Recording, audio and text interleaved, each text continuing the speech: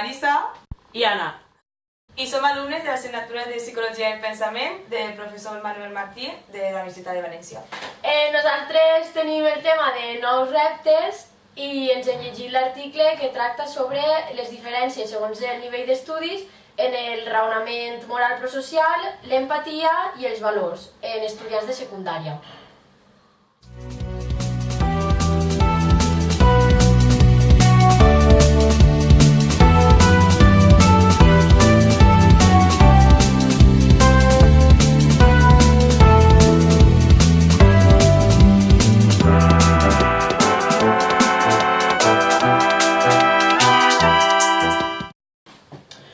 En l'actualitat estem bombardejats constantment per un flux d'informació que atenen a problemes socials més elevat que mai.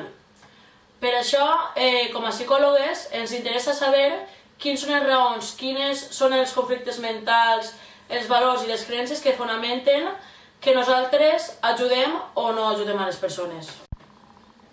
Per a poder fer-ho, en primer lloc, tractarem d'explicar els constructes psicològics que apareixen al nostre article i després relacionarem tot això amb el temari donat a classe. Com hem dit, els constructes que anem a comentar són Raonament moral prosocial.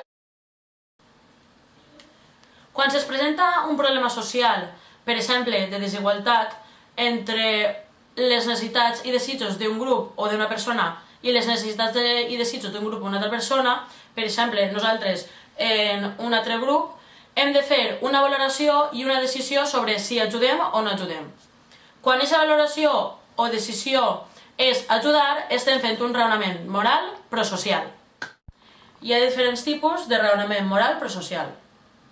El primer tipus de raonament és el raonament màgic de l'autoritat, que el fem quan establim una relació causa-efecte que és falsa i és un tipus de raonament sobrenatural. Per exemple, quan per veure un gat negre pensem que anem a tindre mala sort.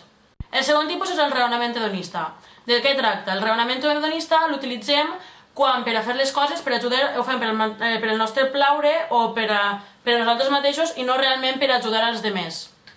El tercer és el raonament orientat a les necessitats, és a dir, aquelles voltes que ajudem per a satisfer les necessitats tant físiques, psicològiques com materials de la resta de les persones. El quart tipus es tracta del raonament estereotipat. Ajudem, segons aquest raonament, quan tenim un estereotip sobre una persona o un grup que pensem que necessita la nostra ajuda. Per exemple, passa quan homes donen la seva ajuda a altres dones per a fer coses mecàniques molt fortes, com per exemple obrir un pot o ajudar-li en la compra, i això és perquè tenim un estereotip sobre que les dones són menys fortes i necessiten la nostra ajuda. El cinquè raonament és el raonament orientat a l'aprovació. De què es tracta? De que quan ajudem ho fem per l'aprovació dels altres o l'acceptació social. Per exemple, si estàs anant caminant pel Carme en uns amics que potser no coneixes tant i ve alguna persona a demanar-te ajuda o a demanar-te diners, tu segurament ho faràs per a l'aprovació dels altres perquè estàs un poquet en pressió social. L'últim raonament és l'internalitzat. Utilitzem aquest tipus de raonament quan ajudem perquè ens posem en la perspectiva de les altres persones, de les creences, de la situació i les circumstàncies en les que estan i tenim una necessitat altruista d'ajudar-les. I normalment aquests raonaments són més estables en el temps. Valors. Els valors és un constructe psicològic el qual inclou un conjunt de creences sobre quines conductes són acceptables i quines no. Aquest conjunt de creences està regit segons la nostra cultura o la societat en la que visquem. De manera més individual, podem dir que els valors ens regeixen unes regles d'actuació per tal de solucionar problemes de la vida quotidiana. I per últim, dir que podem distingir a gran escala dos tipus de valors, els instrumentals i els finals. Els finals són a llarg termini i els instrumentals són més a curt termini. Empatia! L'empatia és un factor que influeix en el nostre desenvolupament moral i consisteix en comprendre els estats de les altres persones, la qual cosa genera una resposta emocional semblant a elles. Gràcies a l'empatia, les persones tendim a dur a terme conductes d'ajuda per a resoldre els problemes que ens envolten en el nostre dia a dia.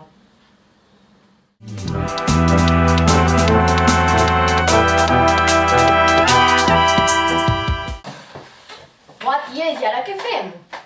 És que és veritat, perquè explicar això és superdifícil, perquè és superabstracte i posem exemples i està tot superdesconnectat i és que no sé com podem explicar això. Com podríem aplicar-ho? No sé, posem-nos a pensar o algo. No sé. Ja està. El relacionament amb la nostra vida quotidiana. Si realment nosaltres sempre estem gastant aquests constructes, però de manera pràctica. O a mi nosaltres no, però si mirem algun cas real que hagi passat a una persona o del dia a dia, estaria bé, no? A mi resulta un poc difícil, però és més pràctic i més dinàmic. Clar, d'aquesta manera agarrem aquest exemple i el posem de fil conductor de tot el que vulguem explicar. Sí, jo veig bé, jo veig bé. Però un moment, abans de posar-nos a explicar res, haurem de situar-nos en un context, no? És que clar, si ens contextualitzem, tindrem que començar a parlar sobre què és el pensament, què influeix el pensament. Uns ratllats. Mira, anem a situar-nos directament. Els constructes que estem explicant estan dins d'una perspectiva o marc conceptual que es diu la perspectiva biopsicosocial. I això què vol dir? Que a l'hora de crear pensament, i en específic crear raonaments morals prosocials, d'utilitzar l'empatia o de formar valors, nosaltres ens basem en influència tant psicològica, social i biològica.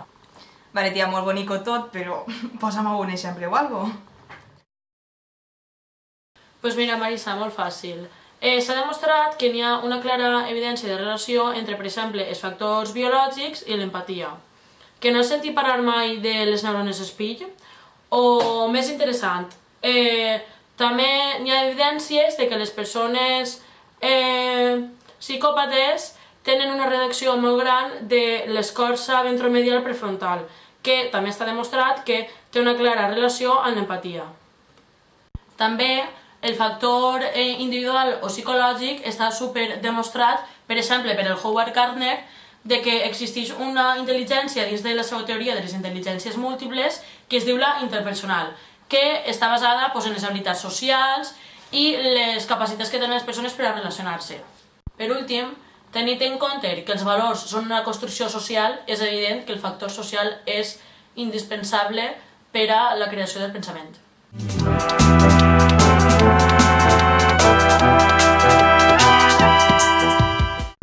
Una vegada situats, anem a posar l'exemple d'actualitat que creiem convenient per a poder filar tota la teoria. Desde que Pablo comenzó su campaña para lograr 1 millón de donantes de médula, seguimos en la lucha de 1 millón de donantes. Siempre fuerte. los candidatos se han multiplicado en Andalucía por 5 Un aumento espectacular. y en Málaga, su ciudad, hay un 800% más. Él ha movido lo que no ha movido nadie. Hacerse donante es fácil. Una simple extracción de sangre y nuestros datos quedan almacenados en un banco mundial. Si somos compatibles con alguien que lo necesita, nos llamarán para hacer la donación de médula. Pues com hem vist al vídeo, hem observat que el número de donants de mèdula ha augmentat considerablement durant l'últim any. Però nosaltres ens preguntem, quina sèrie de processos en el pensament s'han donat en aquesta gent per a que finalment decidiren fer-se donants? Com bé dir la meva companya de sí, nosaltres ens hem preguntat que quins processos succeeixen al pensament per tal que la gent hagi començat a iniciar la conducta de donar mèdula després de veure el cas de Pablo. Entre tantes teories que volem anomenar, començaré dient la teoria de la ment. Aquesta indica que és la capacitat cognitiva que tenim nosaltres els humans per entendre que les altres persones són agents intencionals. Com hem vist al llarg de la carrera, sabem que la gent més menuda, els infants, careixen d'aquesta teoria de la ment, sinó que tenen un pensament més egocèntric, que no són capaços de pensar que l'altra gent té pensament per ell mateixa. Aquesta teoria ens agradaria relacionar en el cas en el fet de que Pablo va iniciar la seva campanya per tal de conscienciar a la gent per a que donara mèdula. Simplement va ser que ell, contant la seva experiència, va poder arribar a aquests donants de mèdula. Això no hauria sigut possible si nosaltres, com a humans adults, que som els que poden donar mèdula, tenim aquesta capacitat i coneixem que l'altra gent pot pensar per si mateixa i que nosaltres podem d'una manera influir en les seues intencions. Així mateix, també ens agradaria anomenar el fenomen social que ha tingut molt de ressò aquest últim segle gràcies al desenvolupament de les tecnologies. Aquest és el connectivisme. El connectivisme és un espai virtual en el qual permet tindre en contacte amb molta gent diversa de diferents mons, en el qual pot compartir molta informació de temes diferents en els quals succeeixen en els seus llocs de pertinença. En aquest cas, Pablo ha pogut tindre l'oportunitat de viure en aquesta època en el qual ha pogut contar la seva experiència a través de tantes xarxes com l'Instagram, el Facebook, el Twitter o inclús les mateixes notícies de la televisió. Aquest fenomen ha permès que aquesta informació de Pablo arribara a la màxima gent possible i per tant facilitar d'una manera el propòsit d'augmentar la donació de mèdula. Per altra banda, cal parlar també de la narració, la qual ens permet donar sentit a les nostres experiències i connectar-les, amb la qual cosa podem posar solució als nostres problemes de la vida quotidiana. Des que som menuts, aprenem a comunicar-nos en funció de l'entorn, sempre i quan tenint en compte allò que està socialment acceptat i allò que no ho està.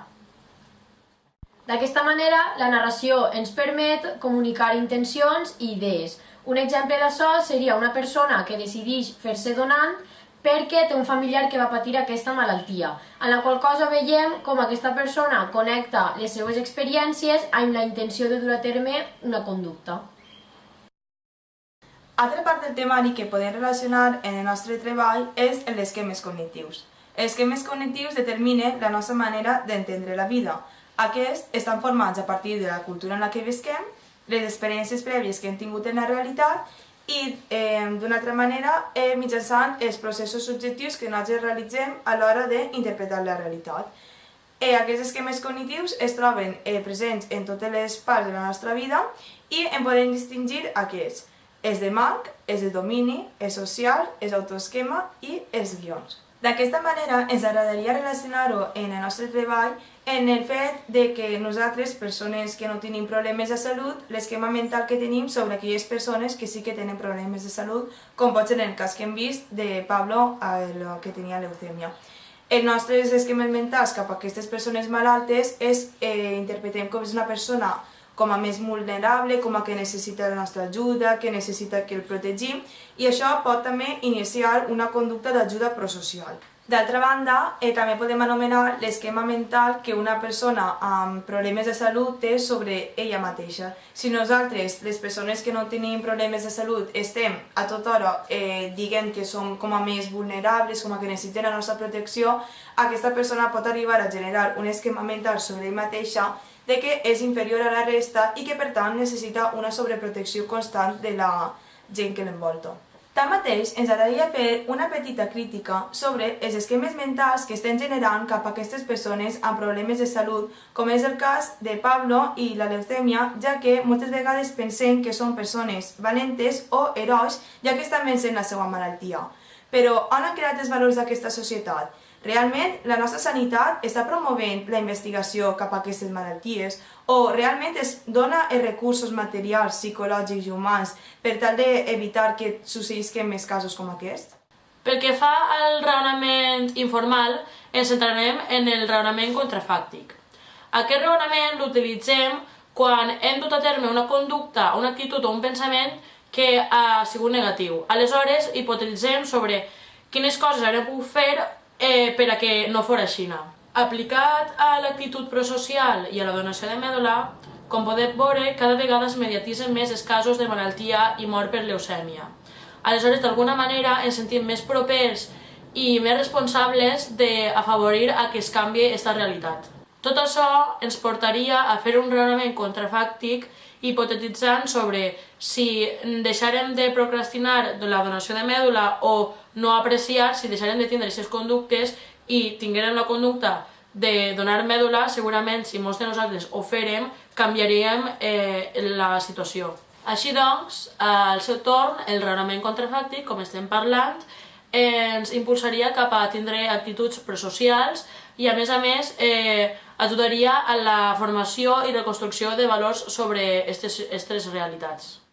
Per últim, l'última part del temari on hem trobat relació amb el nostre article fa referència a la resolució de problemes.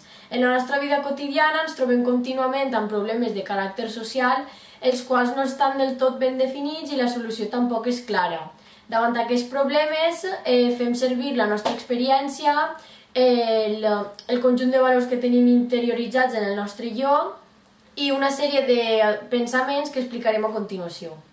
El primer fa referència al pensament reflexiu, el qual ens permet la formació de la pròpia identitat i ens fa conscients de les nostres intencions i conductes.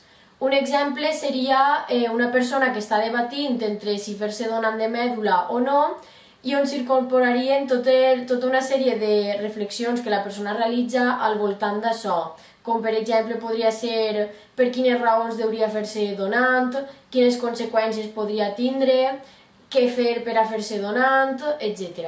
En segon lloc, tindríem el pensament creatiu. Aquest tipus de pensament ens permet posar solució a problemes de manera innovadora, és a dir, mitjançant la creació de noves idees i nous camins diferents als que ja estan establerts.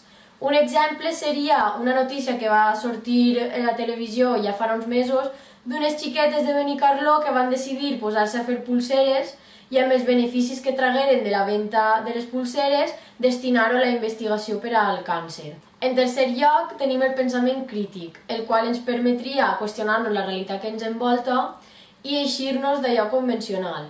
Un exemple seria el fet que algunes persones qüestionem el fet que el govern segueix retallant en sanitat a pesar de que hi ha moltíssimes persones que pateixen aquesta malaltia. I per últim tindríem el pensament deliberatiu, mitjançant el qual incorporem la nostra jerarquia de valors, les normes socials establertes i tots els raonaments que realitzem per a poder prendre una decisió.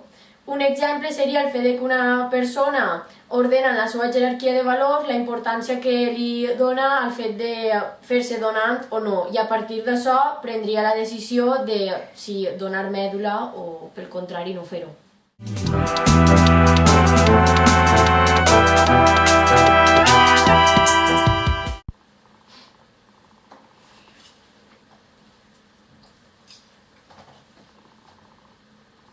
Encara esteu ahí?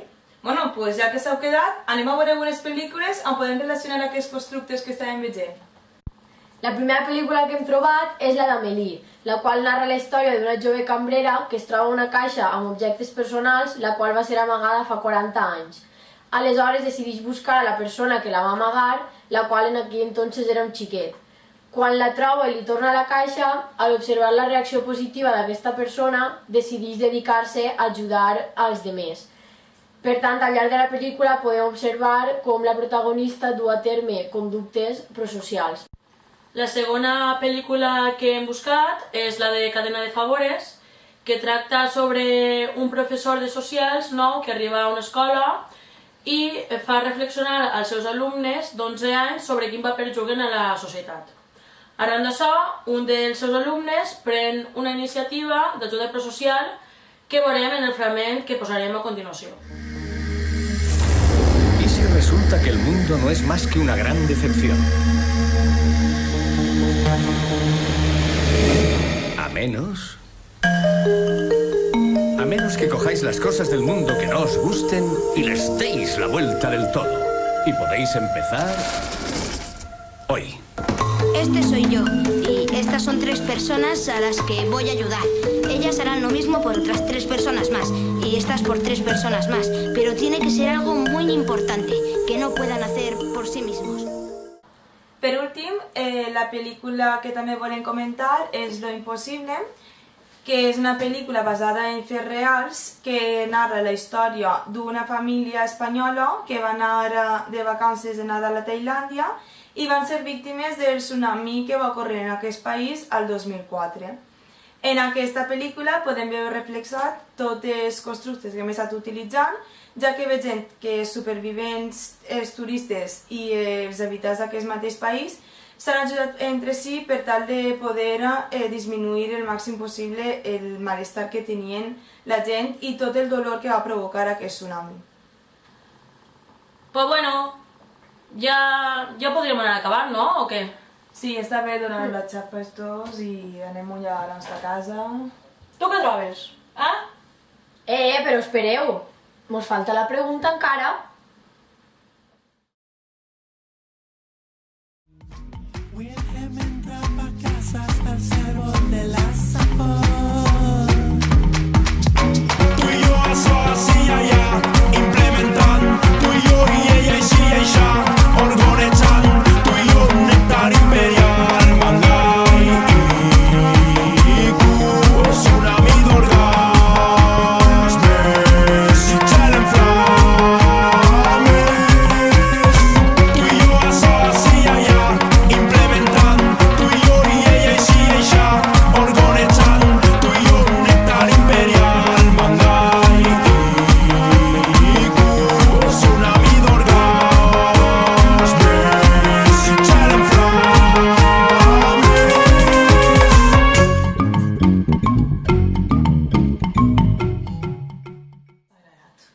Esperem que us hagi agradat molt i que hagueu disfrutat de lo que és el pensar. Que bonicos pensar.